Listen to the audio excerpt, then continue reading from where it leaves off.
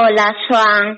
Bueno, empezamos esta entrevista dentro da rolda de entrevistas da Plataforma Galega pola Terceira República con Xoan Pérez, membro do Comité Executivo de Causa Galiza. Que tal, Xoan? Bo día. Hola, bon día. Que tal? Moi ben, moi ben. Bueno, empezamos con unha preguntiña así moi xeral. Mira, a operación chamada Jaro empeza, ten lugar no ano 2015. Empeza ca detención de varios membros de Causa Galiza, non? Detención arbitraria, por outro lado, porque non se entende moi ben en que se basan para esta detención. Quero que me expliques un pouquiño como foi ese momento, que alegan e como foi ese proceso. Sí, a Operación Jaro comeza públicamente o 30 de outubro do ano 2015. É unha operación deseñada pola Guardia Civil. Naquel momento están ao frente do Ministerio do Interior Jorge Fernández Díaz e Santiago Martínez como secretario de Estado para a Seguranza, e que actualmente están imputados polo caso Kitchen de tramas para policiais. E esta operación consiste basicamente en que a Guardia Civil decide que Causa Galiza, a organización independentista Causa Galiza, é o brazo político dunha suposta organización armada, e entón inicia un operativo policial en que se asaltan os domicilios de 9 militantes, en caso somos detidos na nosa casa tirando as portas, entrando a punta de metralleta, noutros as detencións se producen de camiño ao traballo, etc. Entón, eso ten unha cobertura mediática impresionante que reproduce punto por punto o relato policial de que isto é o brazo político dunha organización armada. Por tanto, estamos integrados nunha suposta banda terrorista, segundo a Audiencia Nacional e a Guardia Civil, e, a partir de aí se nos incomunícasenos, somos trasladados a un cuartel nas aforas de Madrid en coches de paisano da Guardia Civil, e ali estamos 3 días nunhas condicións bastante lamentáveis e sometidos a un interrogatorio político, estritamente político, de que funcións cumplía cada quen dentro da organización, quen elabora manifestos, quen leva redes sociais, etc. Eso é no ano 2015. No ano 2017 existe unha segunda edición desa operación policial. Neste momento vai dirixida a CEIBAR, que é unha asociación, un organismo que se dedica a solidaridade con independentistas presos e presas, fundamentalmente. Son acusados, neste caso, de enaltecimento do terrorismo e permanecen detidos tamén en cuartéis, en varios cuartéis, os 3 militantes, durante 24 horas aproximadamente, Este ha sido un pouco o inicio da operación. Logo ten o seu percorrido no tempo. Inicialmente se nos imputa os militantes de Causa Galiza un delito de integración en organización terrorista e outro de enaltecimento do terrorismo. Aos militantes de CEIBAR impútaselle o segundo delito exclusivamente. En principio eran 2 sumarios diferenciados, finalmente fundíronse nunha única causa. A organización política foi suspendida de actividades, que é unha forma técnica de falar de ilegalización durante o prazo dun ano, e logo iso tivo o seu percurso durante 5 anos até o momento actual en que, recentemente, o pasado 22 de decembro, nos acaban de Audiencia Nacional, que é un tribunal político, nos acaba de absolver de todas as acusacións polas que a Guardia Civil puso en marcha este operativo. Do cal nos alegramos moitísimo, por suposto. Mira, como influe todo ese tempo? Pasan 5 anos desde o momento da detención hasta o momento en que sois asoltos, en que esta xente decide que, a solución, non? Como se viven esos 5 anos? Como influe na vosa vida personal, na vida dos colectivos? Sí, influiu dunha maneira bastante poderosa, en primeiro lugar xa porque, como te comentaba antes, no ano 2015 o xuíz da Audiencia Nacional Eloi Velasco decreta unha suspensión de actividades, é dicir, anula por vía judicial a existencia dunha organización política e, bueno, e todos os operativos, os dous operativos que se produciron contra Causa Galiza e contra Feibar foron acompañados dunha campaña de criminalización mediática moi intensa, non tanto a resolución final, a sentenza absolutoria que pasou prácticamente desapercibida nos medios, pero sí a operación da Guardia Civil e as acusacións que a Guardia Civil poñía sobre a mesa, eso sí que tivo unha grande proxección mediática, ¿no? Eso entendo que para calquera colectivo militante supón unha certa proba, un test de resistencia, ¿no? E no noso caso, bueno, houve que pasar esa proba, supuso xa non só esa ilegalización temporal, senón que durante 5 anos un grupo de 12 militantes independentistas de distintas estruturas nos vimos inmersos nun proceso en que, bueno, non tiñamos ninguna certeza respecto da nosa situación penal. Estábamos falando no último ano de condenas que podían oscilar entre os 4 e os 12 anos de prisión. Non había ninguna certeza a respecto da situación penal en que podíamos quedar finalmente. Falábase dunha represión, bueno, era a petición da Fiscalía. A Fiscalía solicitaba unha represión económica de 350.000 euros para, sobre todos nós. Falábase da suspensión do dereito a traballar nas administracións públicas, de candidatarse en procesos electorais e demais, non? E estes 5 anos que durou todo o proceso, un dado moi significativo é que a investigación, a suposta investigación policial para que se tería producido durante estes 5 anos se restringiu a uns cuantos meses. É dicir, houve unha prolongación artificial do proceso, como que entendemos nós que foi unha estrategia de desgaste de organizacións e de militantes. E, bueno, para este resultado final que xa sabemos o que é. Que é Feibar e que é Causa Galiza? Que pretendedes, que estades facendo, que estades, cal é a vosa? Bueno, Causa Galiza foi, como Causa Galiza constitúese no ano 2017, naquel momento existe a posibilidade de que haxa un proceso de reforma estatutaria na Galiza, e, bueno, pues distintos sectores soberanistas, independentistas, que non asumíamos a vía autonómica, pues se criouse un foro, unha iniciativa en favor do dereito a determinación, pola soberanía nacional e contra o réxime autonómico actual ou calquera outro reformado, ¿no? Eso tivo o seu percorrido no tempo, finalmente implosionou no ano 2012, e no ano 2014 Causa Galiza reconstituíuse xa como unha organización explícitamente independentista, ¿no? Que non era en inicio. Bueno, Feibar, pola súa parte, é un organismo antirrepresivo, basicamente o seu traballo que desenvolve desde o ano 2003 é a solidaridade con persoas que son represaliadas por motivos políticos, pois tanto a nivel judicial, penitenciario, mediático, etc. E, bueno, e centra sobre todo a súa intervención na solidariedade con presos e presas políticas. Como está a situación dos presos e presas políticas na Galiza, xa? Neste momento, en relación a presos e presas independentistas, existen cinco presos e presas que pertencen ao colectivo de presos e presas independentistas galegas, que son Antón García Matos, Asunción Losada Camba, Miguel García Nogales, Roberto Rodríguez Fiallega e Eduardo Vigo Domínguez.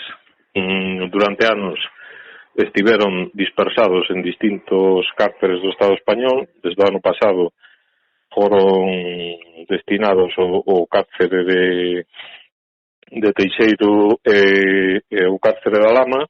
En concreto, Antón, Asunción e Roberto están en Teixeiro e Miguel e Eduardo Vigo están na Lama. E, bueno, a maior parte deles neste momento están en réxime de prisión preventiva. Non se celebrou aínda xuízo. permanecen clasificados como presos FIES 3, que significa Fichero de Internos de Especial Seguimiento, FIES 3, que a clasificación que se lles dá os presos e presas por delitos de natureza política, non? A maiores destes 5 presos existen 2 independentistas presos, que son Xoán Manuel Sánchez, que está veciño de Ferrero, e Raúl Agulleiro Cartoi, que está nun réxime de semiliberdade neste momento, non?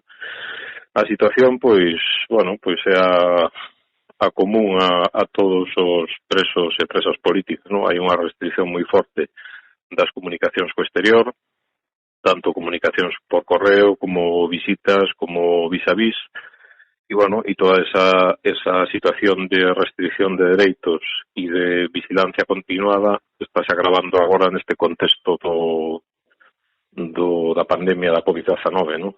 Porque o Estado español, frente a problemática que supón o desenvolvimento das pandemias dentro das prisións, en vez de apostar por unha reducción de presos e presas, o que está apostando é por unha reducción de dereitos, non? E así, neste momento, pois, a pesar da gravidade da situación, hai unha reducción da asistencia sanitaria, ten habido suspensións temporais da comunicación con familiares e amigos, quizá unha situación que era grave a nivel de dereitos, estáse vendo aínda máis agravada polo contexto da COVID-19. E supoño que vos estaredes aí intentando paliar esa situación reclamando que os compañeiros se lles atenda correctamente, como a calqueira preso, é dicir, estar preso non significa estar privado dos dereitos fundamentais. Exacto. Ese é o traballo que desenvolve Ceibar desde hai 18 anos, basicamente tratar de que dentro da situación que implica o FIES 3 para presos e presas políticas, que as restriccións de dereitos sexan as menores posíveis e que cando estas se produzan ou cando haxa violacións explícitas de dereitos, pois que haxa unha denuncia pública e unha proxección social desa situación, non? Volvendo un poquinho ao inicio da conversa, se vos pedía, aparte de penas de prisión, había unha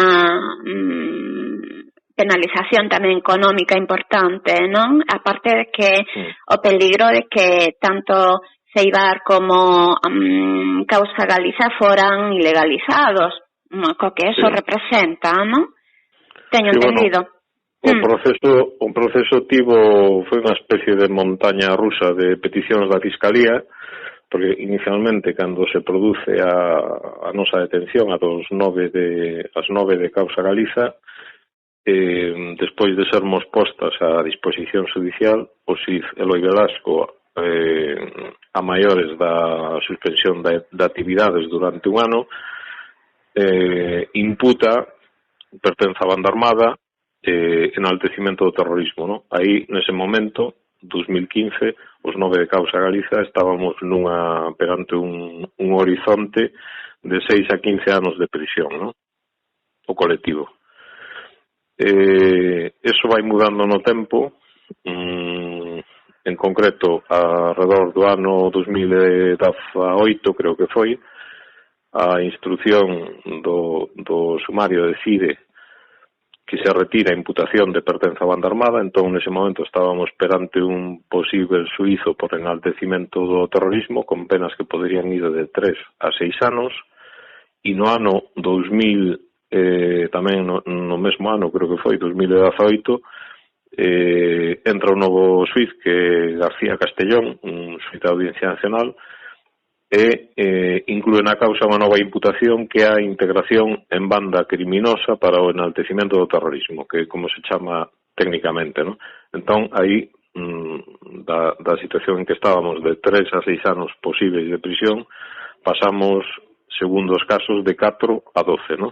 E con este panorama nos enfrentábamos ao xuízo que se celebrou en novembro en Madrid.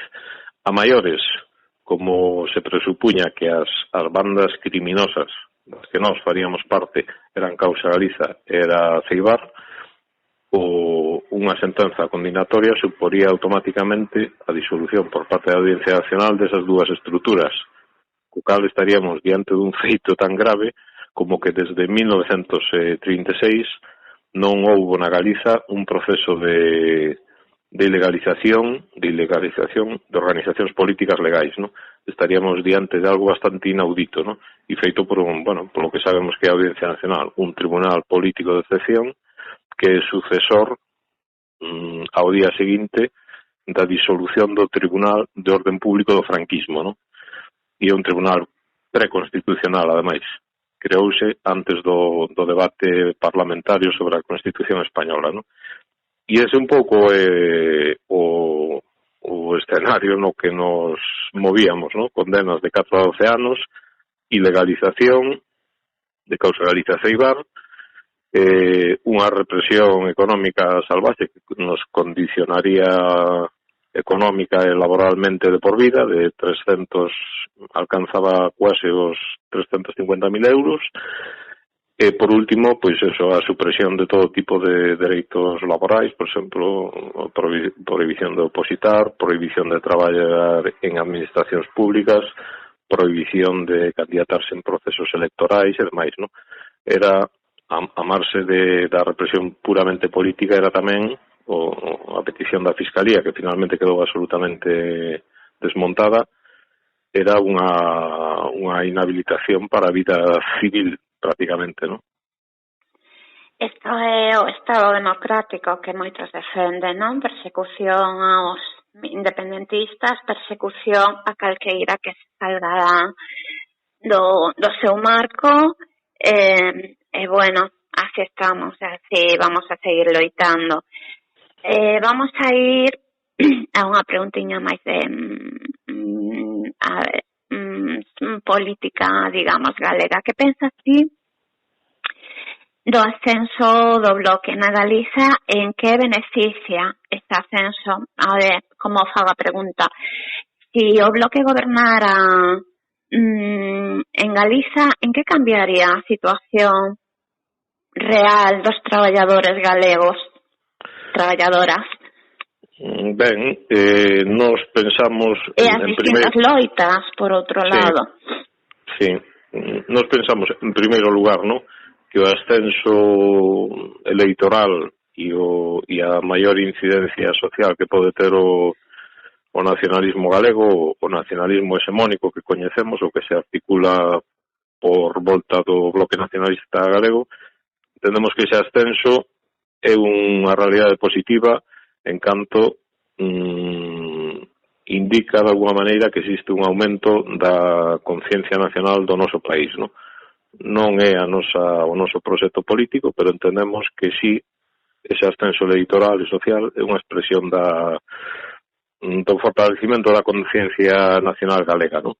Por outra parte, si nos referimos á cuestión da administración autonómica, entendemos que despexar o Partido Popular da xestión da autonomía suporía dentro da historia deste país, suporía un paso adiante importante e, bueno, e retirarse dunha vez 40 anos despois máis de 40 anos despois da liquidación formal da ditadura, pues retirar a extrema dereita da xestión desa administración autonómica, ¿no?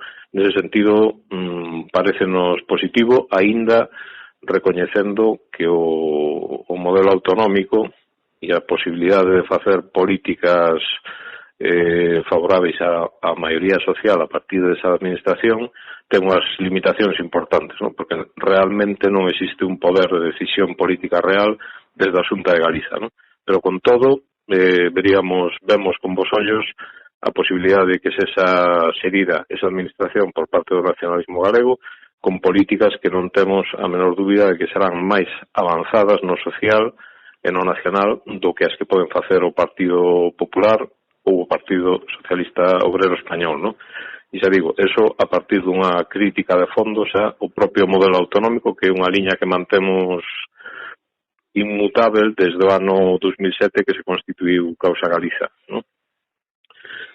Alén disto, entendemos que a perspectiva actual da dirección do Bloque Nacionalista Galego pasa por seguir a administración autonómica, non pasa por dinamizar ou por construir un proceso de ruptura, e pasa tamén por unha reforma do Estado español, que o Estado español entendemos que a respeito da cuestión nacional, estamos vendo no caso de Cataluña agora de maneira moi palmaria, o Estado español é incapaz de asumir o dereito de autodeterminación dos povos. Eso que implica a nivel práctico? Implica que as nacións como a catalana, a vasca ou a galega que queramos exercer ese dereito de autodeterminación non podemos esperar ningún tipo de recoñecimento legal por parte do Estado e, digamos que a solución a nosa propia cuestión nacional pasa por un proceso de ruptura con ese Estado, ¿no? Que de algún modo se está intentando que se intentou nos últimos 2 anos en Cataluña e que, bueno, agora pode estar ralentizado pola pandemia, ¿no? Volvendo que me estaba desviando un pouco da cuestión, ¿no? Entendemos que a perspectiva da dirección do nacionalismo hexemónico non pasa por un proceso de ruptura, pasa por unha reforma do Estado español, digamos, unha mellora autonómica, e nese sentido, desde a nosa óptica, humildemente, entendemos que o que necesita realmente este país, tanto para seguir existindo como país, como para mellorar as condicións de vida da maioría social, é un marco de soberanía política que lle permita tomar decisións sobre política laboral, fiscal, seguridade social, infraestructuras, absolutamente todo sobre o que pode decidir un Estado, ¿no? Entón, nese sentido, a nosa aposta diferenciase dado Bloque Nacionalista Galego en que, bueno, desde unha posición hoxe en día minoritaria, entendemos que este país debe avanzar cara á construción dun proceso de independencia, de toma de conciencia nacional e de identificar que si realmente queremos construir unha mudanza social en términos de xustiza social, eso pasa necesariamente por un marco de soberanía política e pola posesión dun Estado propio. Para esa soberanía entendemos que teria que haber unha ruptura co régimen do 78 que a monarquía a cabeza, que o baluarte que sostén toda esta represión e a que está facendo que a clase traballadora do noso país non teña unha vida mínimamente digna nin opción a decidir sobre o que quere, non? Nos entendemos que ten que haber unha ruptura co réxime do 78, no caso de Galiza, por suposto, ten que haber un proceso de defendemos a autodeterminación e que Galiza é que este Estado é plurinacional, non se entende de outra maneira, non se pode entender de outra maneira, e o dereito a soberanía non o van a dar desde os digamos heredeiros do réximen, que é o que son os que están no poder agora mesmo. Sí, eu penso que hai dúas perspectivas para a ruptura co réxime de 1978, ¿no? O chamado réxime de 1978, que é a continuidade dos trazos fundamentais do franquismo nun marco de democracia formal, ¿no?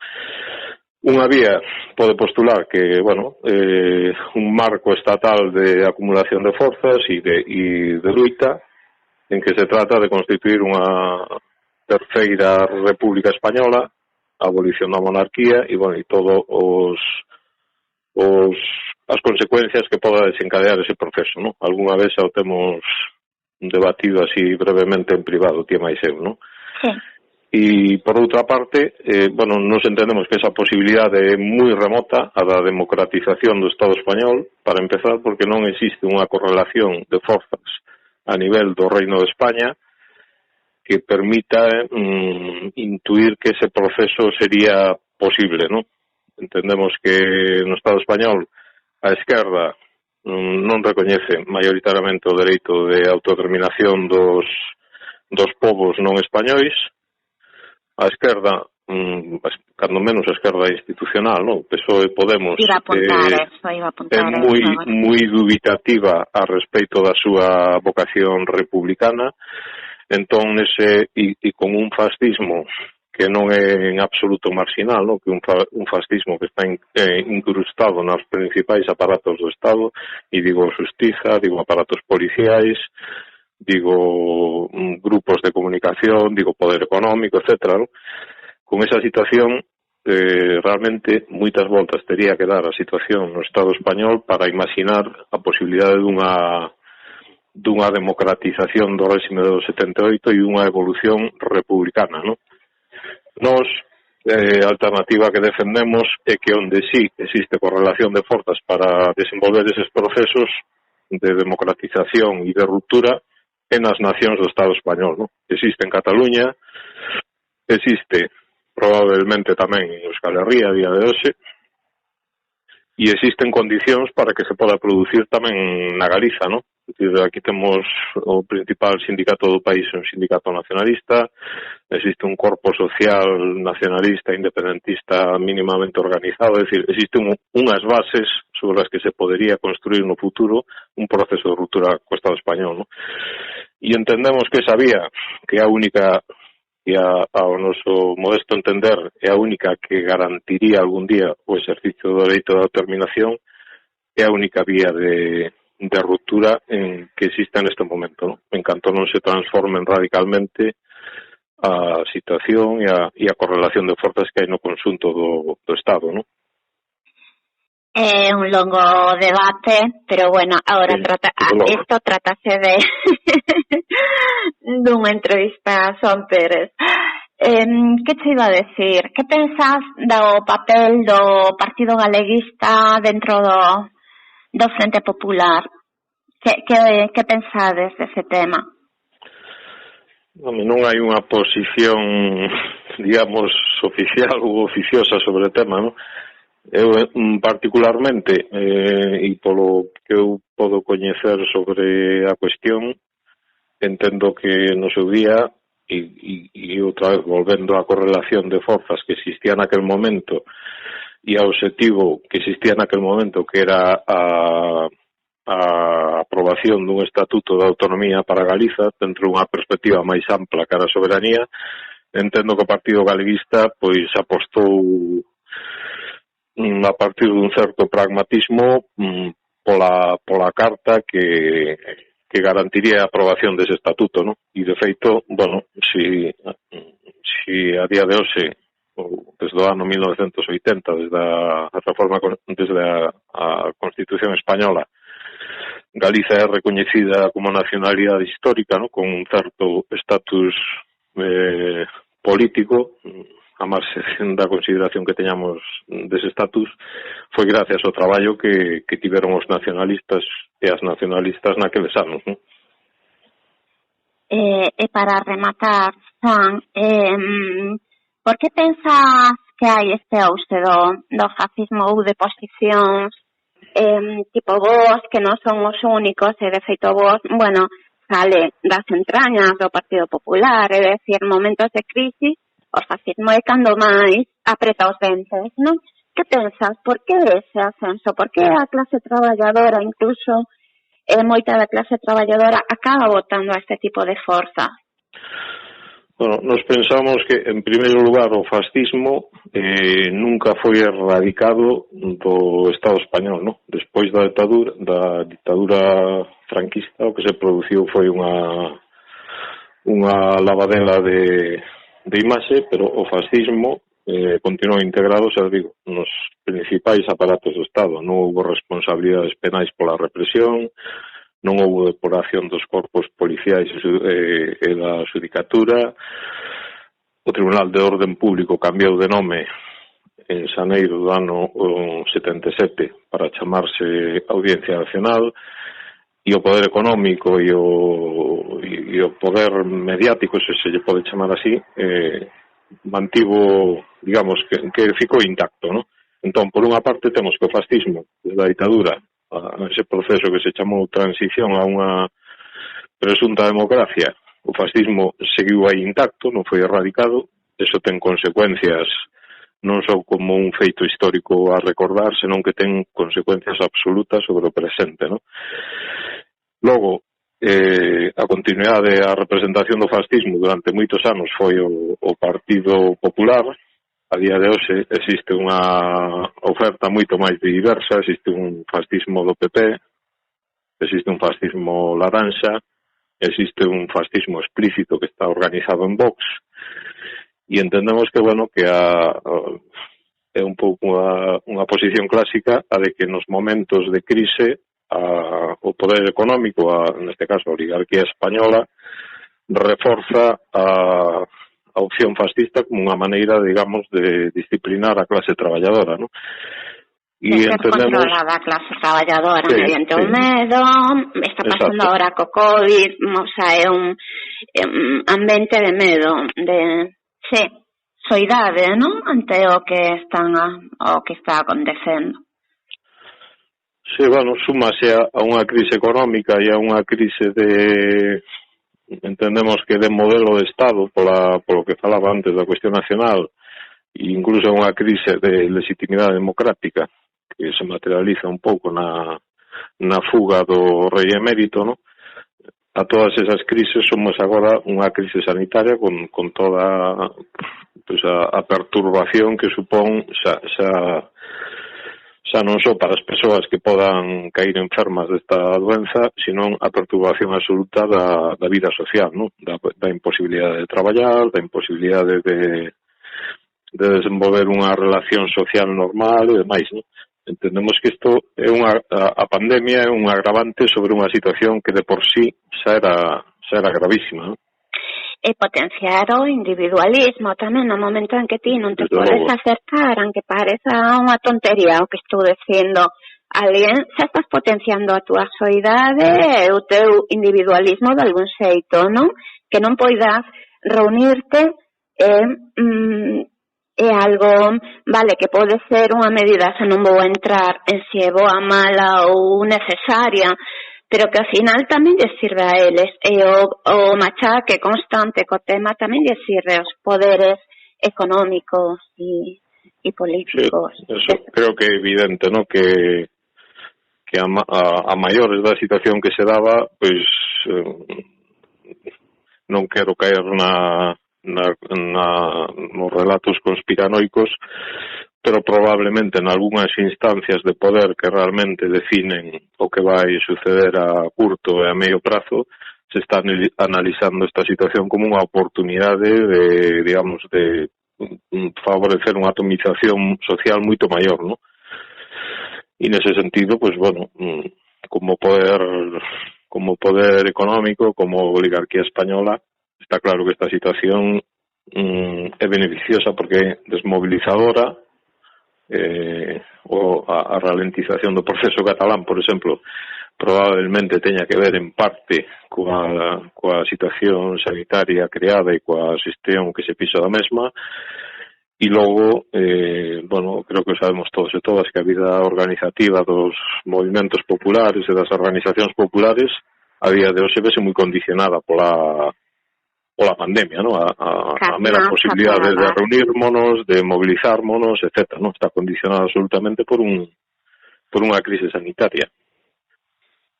Pois, moitísimas gracias, San Pérez, por esta entrevista, interesantísima entrevista, por certo. Moitísimas grazas, Grazas a vos. Obrigado. Saúde.